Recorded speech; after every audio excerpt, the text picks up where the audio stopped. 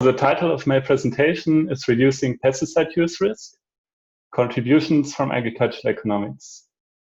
Before I start my presentation, I would like to shortly introduce myself.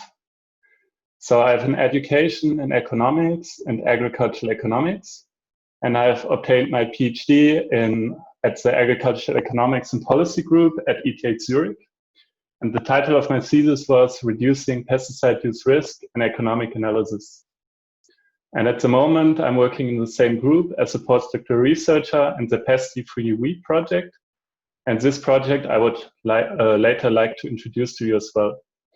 So my expertise is mainly in economics of pesticide use, pesticide policies and impacts. And I'm specialized in economic policy and data analysis.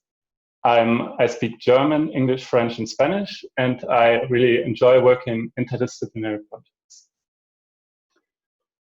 So in this presentation, I would first like to give you a brief overview over my research motivation, then present the previous work I've done and the current work I'm doing, and then I would like to go to the future ideas for my research. So agriculture is currently facing three major challenges. First of all, we have to reduce the environmental and health burden of agriculture. Second, we have to feed a growing population on the planet. And third, we have to cope with the current and future effects of climate change on agriculture. And pest management is actually central for all of these three challenges. So pesticides have been shown to be responsible for a major part of the environmental and health burden of agriculture. But on the other hand, pesticides in our current agriculture system also help to reduce crop losses and stabilize yields, and therefore are currently still important for the goal of feeding a growing population on our planet. And third, under climate change, agriculture practices and also pest management practices will have to be adopted, and farmers will also have to deal with new invasive species. So generally, we can say that due to the adverse effects of pesticides on human health and the environment, the individual farmer does maybe not observe these effects and maybe does not integrate these effects in their decisions. And because of that, the profit maximizing use of this individual farmer is actually higher what would be socially optimal. And in economics, we would say this is the classical case of market failure, which actually requires policy intervention to regulate pesticide use. And at the same time, there has been increasing public pressure to reduce pesticide risk. So what you can see here, for example, is that in Switzerland, there have been 2 public initiatives launched, and those public initiatives actually want to partially ban pesticide use in Swiss agriculture. And at the same time, the majority of the French population does not agree that the common agriculture policy is fulfilling its role in protecting the environment and tackling climate change. So in response to these challenges, the countries of the European Union and Switzerland have introduced national action plans to reduce pesticide use risk. And not only that, the European Commission has also recently launched the From Farm to Fork plan, and under this plan, it actually proposes even more ambitious goals for future reduction of pesticide use risk of up to 50%. And it also wants to support research in this field with major investments. But despite all these concentrated policy efforts, we actually have not seen major effects on the reduction of pesticide use risk so far. And in a recent article with other co-authors, we are actually analyzing key challenges for the reduction of pesticide use risk in European agriculture. And I would like to present you 3 of these key challenges here. So the first challenge is that we better have to understand the farmer's rationale of using pesticides. And this also comprises to better understand the adoption behavior of farmers of policies or tools which should help to reduce pesticide use risk. And second, you can see that we have to integrate all actors of the food value chain in order to reach an effective and efficient policy or tool to reduce pesticide use risk. And I would like to give you a quick example here. So imagine you're breeding a new wheat variety, which actually does not require so many pesticide inputs, but farmers do not like to adopt this variety because maybe it's too much work or it's too risky, or food industry cannot process this wheat very well due to its baking qualities, or consumers do not like the taste of the new products. Then you actually have not an efficient and effective measure to reduce pesticide use risk, and you should therefore consider all actors of the food value chain when you design such measures. And third, I would like to highlight that pests and also pest control is an inherently complex topic which requires interactions of several research disciplines to design good research and good solutions to reduce pesticide risk. Now, I would like to present you and give you an overview of what I've done so far. And I would like to highlight every time I present you one of these works, which of the key challenges for the reduction of pesticide use risk we would like to address in this research. So in the course of my PhD thesis, we have first worked on identifying suitable pesticide use indicators for policies. And those are very important because pesticide indicators basically form the basis of policy incentives and how to evaluate policies. So if you use a certain indicator, you also give a certain incentive to the actors of the food value chain to adjust their pest management behavior. Second, I have worked on improving the understanding of farmers' pesticide application behavior. And here I have, for example, worked on the role of economic risk for the farmers' pest management decisions. And I have worked on the role of timing for the farmers' pest management decisions. And timing is actually very important for an efficient pest management, but is largely overlooked so far. And third, I have also worked on interactions with other agricultural policies. And here we have especially focused on crop insurance, because crop insurance in other parts of the world is already the major instrument for agriculture policy and is also gaining an importance in the European Union. And in this study, we have looked at how the introduction of crop insurance actually influences farmers' pesticide use decisions. In the course of my thesis, I have also worked on other projects where we have worked on analyzing pesticide taxation schemes. And this is important because pesticide taxation schemes are one of the most efficient and effective economic policy instruments to reduce pesticide use risk, but they are not largely implemented so far in Europe. So here we've asked the question why this is the case and what kind of pesticide taxation schemes could be effective for the reduction of pesticide risk. And lastly, I have also looked with other authors on economic and environmental effects of pesticide-free and pesticide-reduced production systems. And building on this work, I'm currently working in my postdoc in the pesticide-free wheat project. And in this project, we are looking at adoption determinants, barriers, and challenges for pesticide-free production standards. And I would like to present you this very interesting project in more detail later as well, because you can, in this project, we are actually also working together with several actors of the food value chain. Now that I've given you a general overview of what I've done so far, I would like to go into detail on one of the previous projects that I've done to present you the methodologies I'm using and the kind of research questions I want to answer.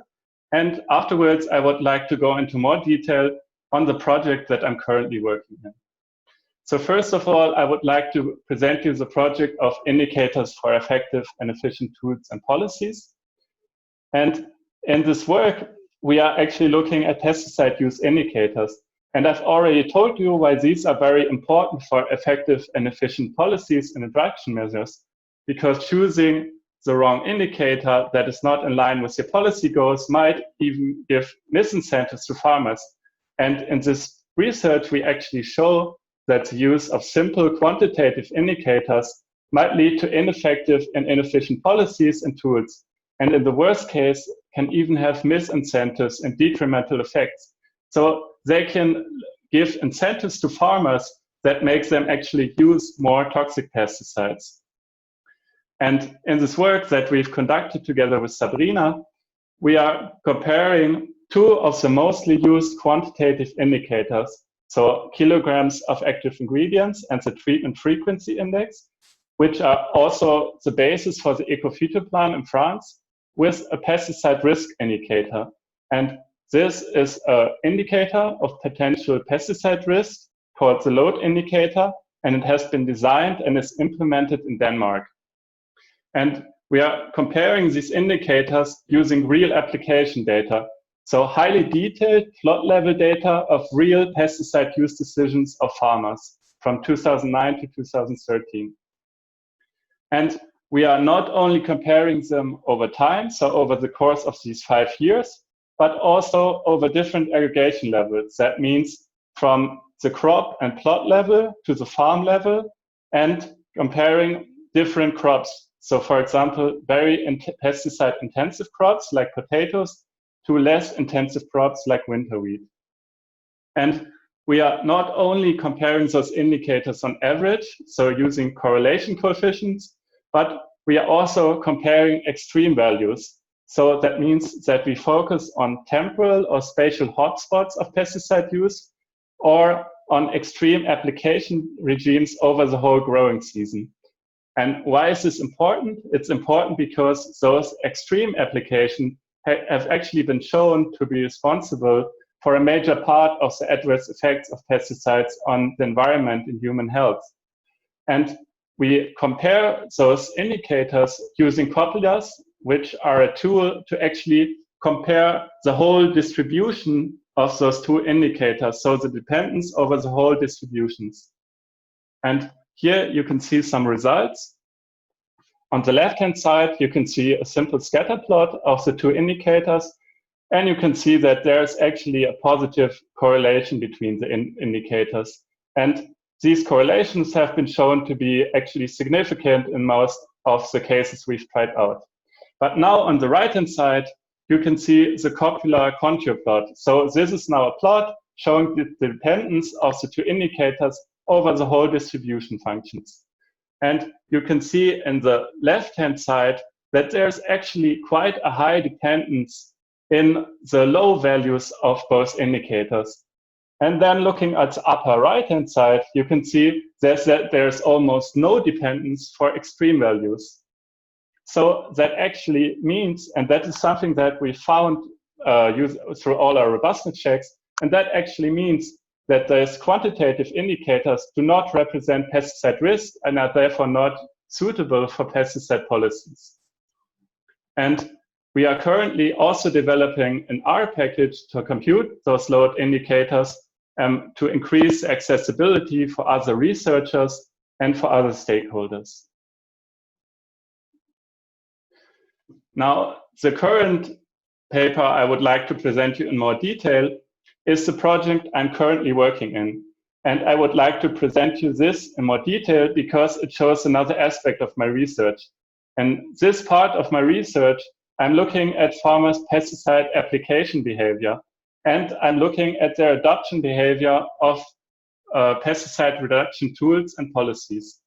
And in this project, we are looking at establishing large-scale pesticide-free production standards in Switzerland.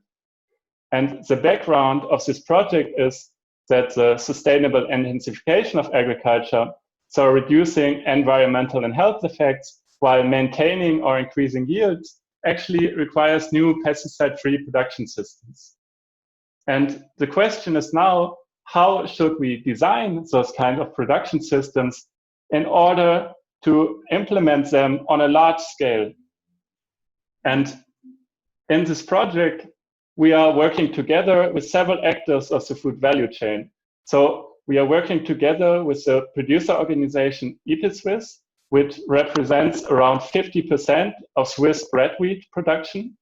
And we are also working together with a food processor, Jova, and we are working together with major supermarket chain, Migros in Switzerland. And ETH currently wants to introduce a pesticide-free wheat production standard. And they want to scale this up in the long term so that 50% of Swiss bread wheat producers would actually produce pesticide-free. And in this project, we are now looking at determinants of farmers to adopt this kind of production standard. We are looking at difficulties, why they should maybe not be able to adopt this. And we are looking at barriers for a large-scale adoption of this production standard. And we are doing this by conducting a large-scale representative survey with all ETH farmers. So in this survey, we have asked over 4,700 farmers and had a response rate of 23%. And then we have combined the survey data with data on farm level yields, soil properties, weather, climate, weed pressure, and spread of herbicide resistances in order to identify adoption determinants, barriers, and difficulties while controlling for all of these confounding factors. And the first results actually show that not only the current production system is important for the adoption decision of farmers, but also behavioral and economic factors like expectations, production risk preferences, and environmental and production attitudes are very decisive for their adoption decision. And we are now working on transferring these results and what kind of lessons we can draw for the implementation of such systems in other countries or in other crop production systems. And finally, all along the research that I've conducted so far, and also for my future research, it's very important for me to communicate the results of the research and the research itself with stakeholders. And that is why outreach activities play an important role for me. So, for example, interactions and discussions with stakeholders, or the communication of our results in research to farmers, science, and the general public, for example, in agriculture newspapers or in scientific blogs. So now I've presented you what I've been previously doing and what I'm currently doing. And now I would like to share with you my ideas and my research agenda for my future research. And as you've already noted, my research has at the core the reduction of pesticide use risk while keeping in the back of the head those challenges of feeding a growing population on our planet and coping with the effects of climate change. And the three core topics I've defined for my future research are actually linked to the previous research I've done, and I have built on it. And then I want to expand this research that I've previously done in these three core topics. So I not only want to look at suitable indicators for efficient and effective tools and policies, but I also want to extend this, and I want to look at what kind of tools and policies can have what kind of impacts, for example, on biodiversity or on human health. And I want to continue my research looking at effective and efficient tools and policies for the reduction of pesticide risk. And third, I want to expand my research and now looking or keeping in the back of the head, again, this challenge of climate change, I want to look at what kind of decisions for adoption farmers will probably take under climate change and how this will influence, in turn, the reduction of pesticide risk. And those core topics are, of course, not independent, but they are also heavily linked and will be based on each other. So from my previous research and from the research agenda for my future research, I have defined some research guidelines for my research. So my research is based on quantitative analysis. It takes a truly interdisciplinary approach, and it integrates all actors of the food value chain. And the two latter points you can find again here, which I think are very important for identifying effective and efficient solutions to reduce pesticide use risk. And my research then has a long-term goal of scaling up methods, estimates, and solutions for the reduction of pesticide use risk. And now I've talked very generally about my research agenda, but I would like to go more into detail on two of these core topics and present you what kind of vision I have for my future research in these topics and what kind of collaboration I could imagine with your groups on these topics. So I first would like to talk about impacts and indicators, and then go to tools and policies. So in the future research on impacts and indicators, I would like to work on enabling the design of effective and efficient tools and policy, like I've already mentioned. And here I would like to look at adverse impacts of pesticides on biodiversity under different conditions and pest management regimes, and then draw lessons from this research for the design of effective and efficient tools and policies for pesticide risk reduction. And I want to look at that, looking at different spatio-temporal scales, different pesticide use or risk indicators, and of course, considering the farmer's economic decision rationale. And you can already see that this is an inherently interdisciplinary research project. And that means that an agricultural economist cannot on its own answer these questions, but I actually benefits and depends on collaboration with other disciplines such as ecology, agronomy, or other environmental sciences.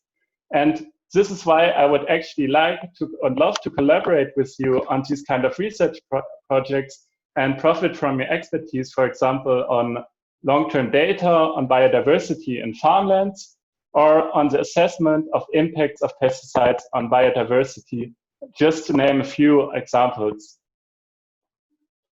And coming to the second core topic, I would like to focus my future research on tools and policies on improving the understanding of farmers' pest management decisions. And here I would like to focus on, first of all, expanding my research on farmers' pesticide use decision under economic risk, where I think there are still a lot of questions unanswered, which are very important for the reduction of pesticide use risk. And second, I would like to further explore the role of timing in production decisions. And as I've already told you, timing is actually very important for an efficient and effective pest management, but has largely been overlooked, for example, in agricultural economics literature. And finally, I would like to further work on identifying adoption determinants, barriers, and challenges for tools and policies for pesticide risk reduction. And then I would like to incorporate all of these insights on farmers' pesticide use decisions in the design and proposal of efficient and effective policies for the reduction of pesticide use risk. And again, as you can see, and I would like to repeat that here, these are inherently interdisciplinary research projects. So that is not something that can only be done by an agricultural economist, but I heavily benefit and require interactions with ecology, agronomy, or environmental science researchers. And this is why I would like, again, to collaborate with you on these kind of research projects and profit from your expertise, for example, again, on long-term data, on biodiversity in farmlands, or on the evaluation of alternative production methods and biodiversity-related benefits for crop production. And those are just a few examples again. Now I've presented you what I've been previously doing, what I'm currently doing, and what are my ideas and plans for my future research. And I would quickly like to sum this up. So the main research goal of my research is to contribute to the reduction of pesticide risk. And to pursue this goal, I want to combine methods and expertise from agricultural economics with methods and expertise from other disciplines. And you have seen that my research has a strong focus on farmers' pesticide use behavior and the design of reduction tools and policies. And you've also seen that in the future research projects that I'm envisioning, I want to work in interdisciplinary research groups that require and benefit from collaborations across disciplines. And finally, I think that the research goals I've presented here are also in line with the goals of the zone Atelier, Plaine, et Val de Sèvre. With this, I would like to thank you for your attention, and I'm looking forward to your questions.